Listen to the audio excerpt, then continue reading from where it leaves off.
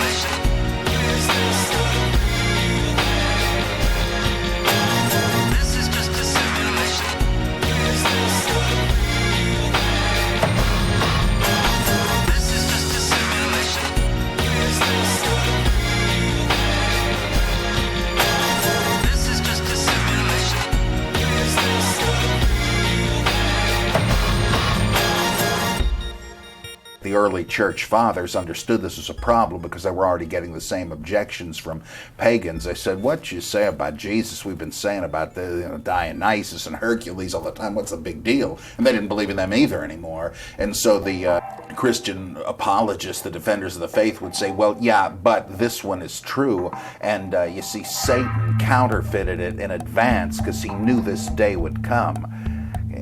Boy, I tell you, that tells you two things right there, that even they didn't deny that these other Jesus-like characters were before Jesus, or they never would have resorted to something like that. Satan knew it would happen and counterfeited it in advance.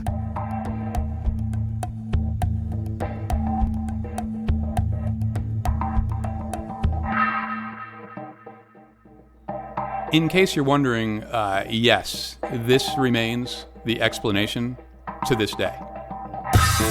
Fortunately for Christian leaders, they almost never have to offer it. I'm wondering if either one of you are familiar with Osiris or Mithras or Dionysus? I'm not.